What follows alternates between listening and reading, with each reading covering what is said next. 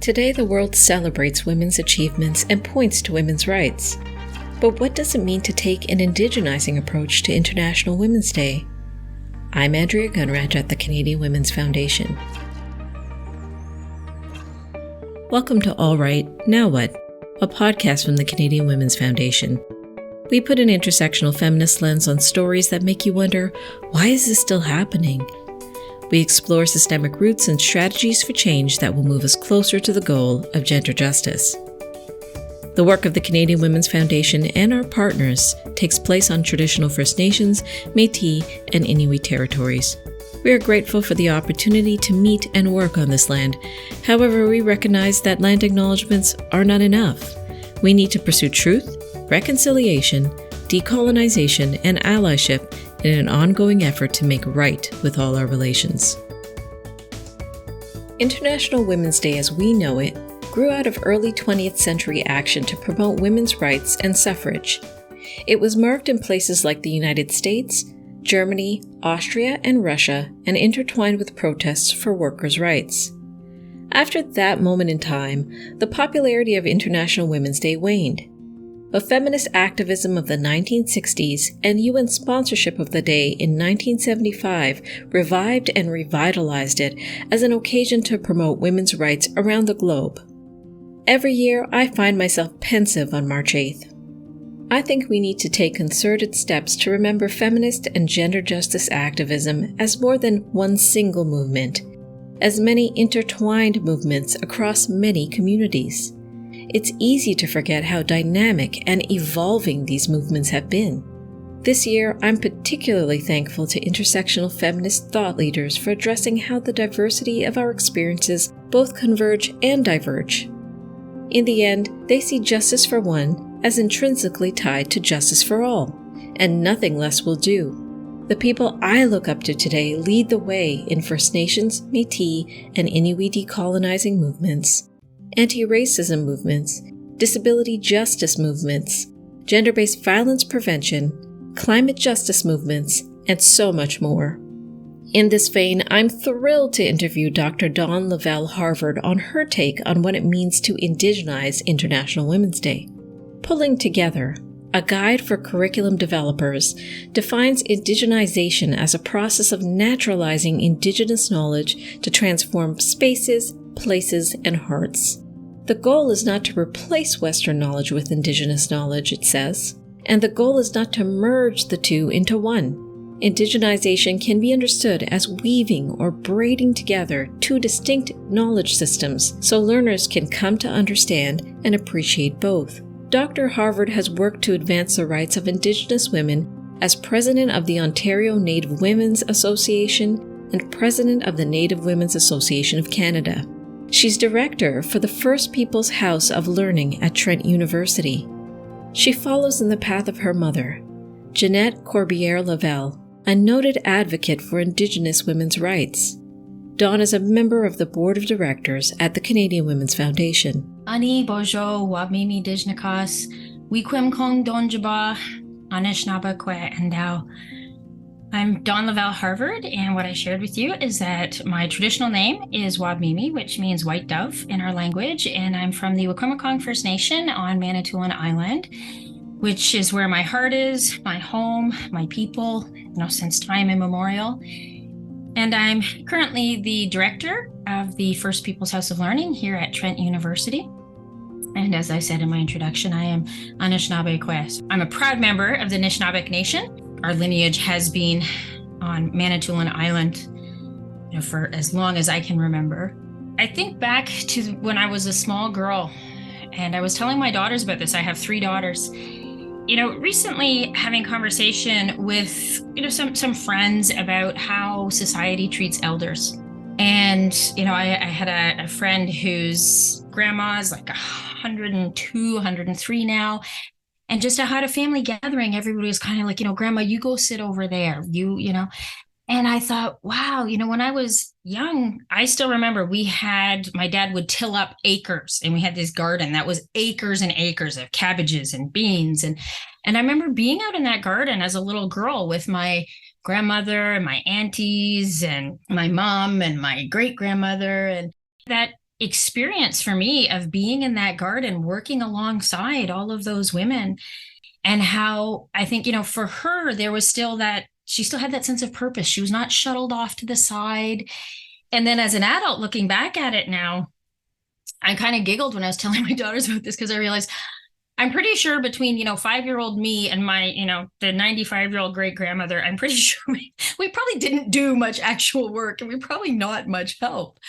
But we were talking about that tradition of our elders still needing to feel needed, to be not shunted off to the side, that, there's still such an important part. And even if her importance was simply entertaining me and making sure I didn't tromp all the beans through the rows, having that relationship with my great grandmother in that way. And, that summer, I'm pretty sure I spent more time with her than I did with my mom, who was busy working and all of these other things.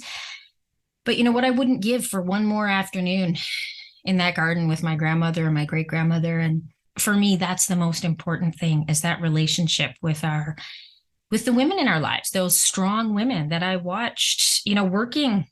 My mother she would vacuum. She would actually lift. I remember when I was little, she would lift the couch with one arm to vacuum under it with the other one.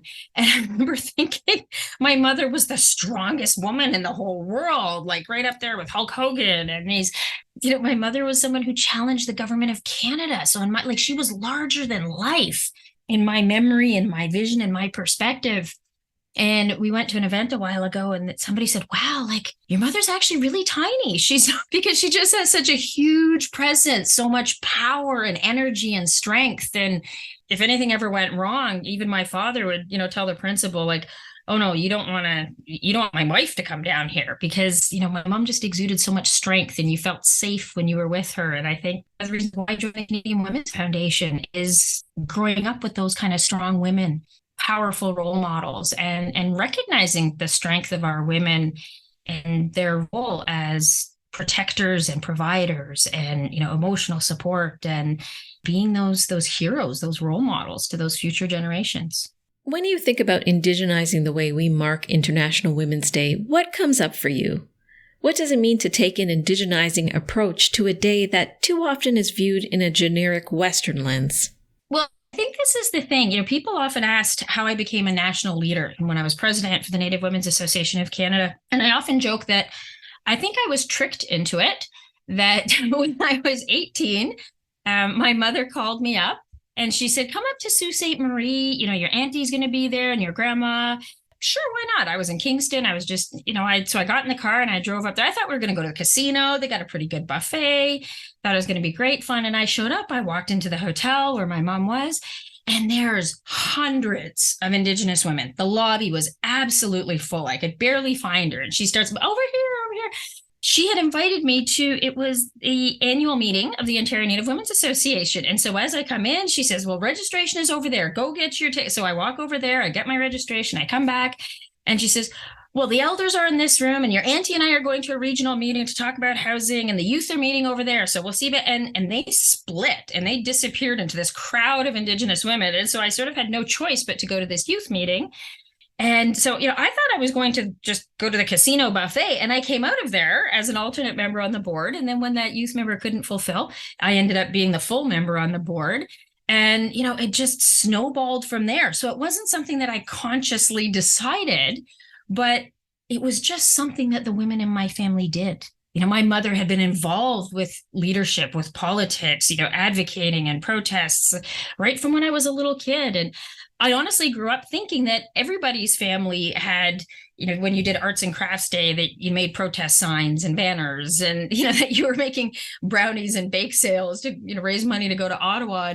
And, who knew other people's moms knitted sweaters. And our experience was I'd go off to Ottawa and my mother would be giving us, you got to stay clean because we're meeting the prime minister for dinner tonight. And, these kind of experiences, what I grew up following, just being in my mother's life while she was trying to make change, while she was going to the Supreme Court, trying to make those changes to get her status back, fighting against the government of Canada. As the time came, I just sort of naturally became involved and more involved until I literally became president for the Native Women's Association of Canada. And, you wake up one day at the United Nations down in Manhattan and think, how the heck did all of this happen? And I think that when we talk about Indigenizing, International Women's Day, is about recognizing the importance of those women in our lives, recognizing the strength of those women in our lives. Let's pause here. Dawn got me thinking. I remember my mom objecting when she heard a family member saying something sexist. My mom did it loudly so her girls and nieces would hear. I remember one of my first bosses, a racialized woman, hiring me even though her white colleagues didn't think I could do the job. They didn't give me a real reason, she said to me, and I thought it was bias playing out, so I hired you, and I've loved working with you ever since. I remember another racialized woman boss giving me chances to lead even before I had the skills. She opened doors for me because she practices what she preaches when it comes to women's leadership. I even remember my grade 1 teacher pulling me aside when a male teacher told me I'd make a great wife someday. You can be a wife if you want, she told me, but you don't have to be, and that's not the only thing you'll be. You'll be all the things you want to be. Men who talk like that don't know anything. They don't know how amazing you girls are. None of these women are on lists of notable women, but they're notable to me. I can only be grateful and take their lessons to heart. What can I do for someone in my life like they did for me? What can you do? At the same time, once we get to a position like mine, recognizing our role in creating space for those other young people coming up behind us. And I think that's something that is very distinctly different when we're talking about Indigenizing. As Indigenous women, I've always said that it is not my role to speak for Indigenous women. I'm really actually very not comfortable with that, because my experience as an Indigenous woman in a small town outside of Peterborough is very distinctly different than somebody who is on the downtown east side in Vancouver, or somebody who is in Hay River up in the north, or Michipicoten or Halifax. Those experiences coast to coast to coast across our country are so diverse, urban to rural, remote communities. I could never imagine to speak for all of those experiences.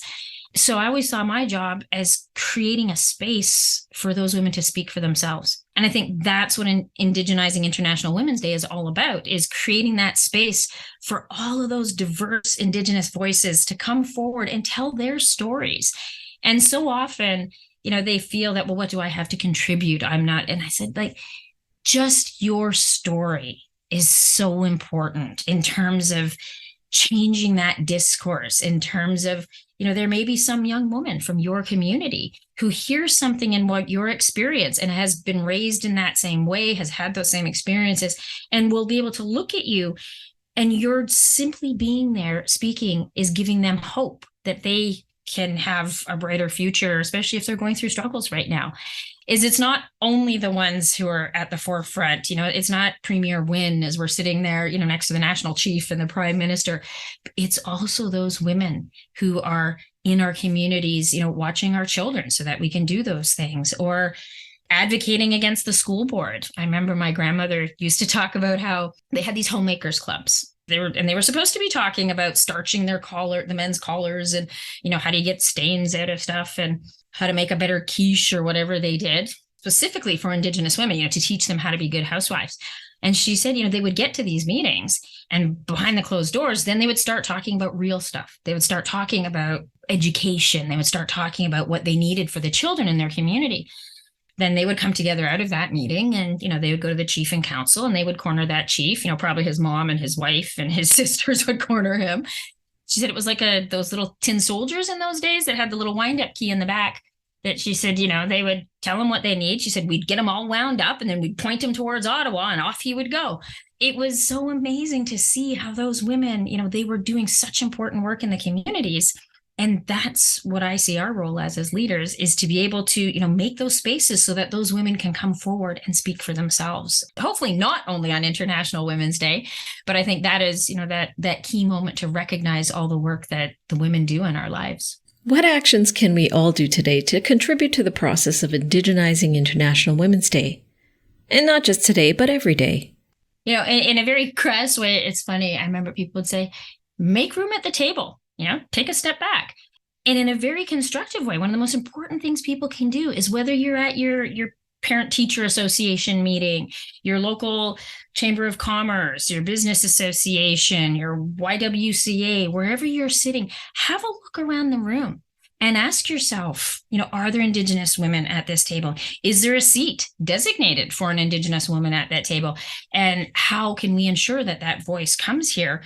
Don't fall into this trap of, well, I'm not Indigenous, so that's not my role to, but really actively take up that challenge of making space, of saying, we want this committee to have an Indigenous voice. We have to actively state that, make a space, make a seat.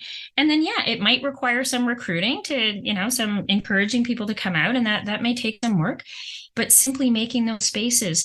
And there's so many things in everyday ways that we can do. And it goes beyond simply, watching APTN and watching Indigenous movies and educating ourselves and reading Indigenous books, of which there's an amazing amount. And if one goes to our website on the First Peoples House of Learning at Trent University, we have some resource lists that people can check to see some great things that you can read, some great, start a book club, do all those kinds of things.